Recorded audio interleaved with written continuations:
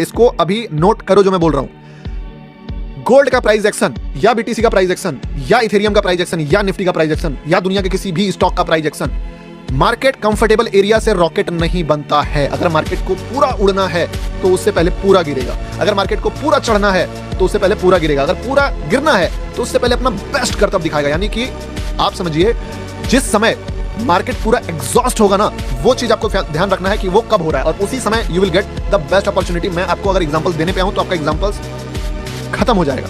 समझ रहे हो ना? आपका एग्जांपल्स खत्म हो जाएगा, एग्जांपल सॉरी, आप मेरा समय खत्म हो जाएगा बट एग्जांपल्स खत्म नहीं होगा। आप बोलोगे कैसे?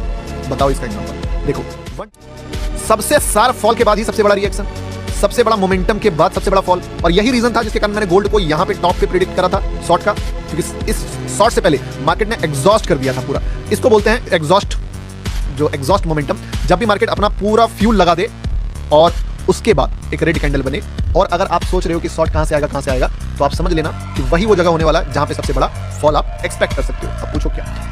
मैं आपको क्या बोला कि अगर मार्केट गिर रहा है, यानी कि अब अगर यहां पे बोलूं तो जब भी मार्केट रिवर्स करने वाला था, क्या उससे पहले मार्केट ने सबसे बड़ा ग्रेट कैंडल्स बनाया? तो द आंसर इज यस। आप देखिए कि जब भी मार्केट रिएक्ट करने वाला था, ऑलमोस्ट आपको उसके पहले मार्केट सबसे बड़ा फॉल करते दिख जाएगा। इस लेवल का कैंडल तो आपको कंपेयर करोगे तो यहां से लेके यहां तक में सबसे बड़ा रेड कैंडल कौन? तो सबसे बड़ा रेड कैंडल ये। इससे भी बड़ा रेड कैंडल ये है क्या? तो द आंसर इज नो। सबसे बड़ा रेड कैंडल ये। यहां से यहां तक में सबसे बड़ा रेड कैंडल कौन? तो सबसे बड़ा रेड कैंडल ये।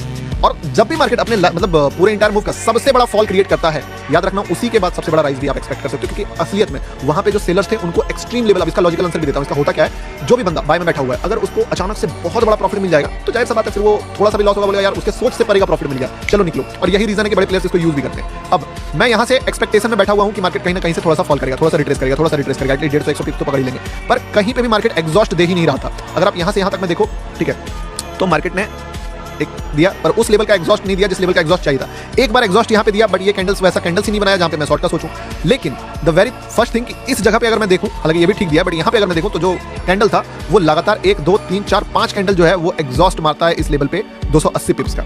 और 5 कैंडल में इतना बड़ा मोमेंटम के बाद अगर एक कैंडल रेड बनता है, तो आप बोल सकते हो कि अब मार्केट में जो सेलर है वो कदम रख सकता है, क्योंकि बायर्स ने अपना पीक देख लिया है। और यही वो रीजन था जहां से मैं एक छोटा सा रिट्रेसमेंट 100 पिप्स का आपको बताया था कि अगर कोई भी कैंडल रेड कैंडल का लो ब्रेक होता है, क्योंकि अब एग्जॉस्ट भी आ गया, ये चीज मैंने इससे पहले भी बोला था जब मार्केट फट रहा था, क्योंकि देखो मार्केट फट रहा है। नाउ द थिंग इज कि अगर अब मार्केट किसी भी रेड कैंडल का लो ब्रेक करता है तो मे बी वहां से 100 पिप्स का फॉल आपको देखने को मिल जाएगा। ये रीजन था, समझे?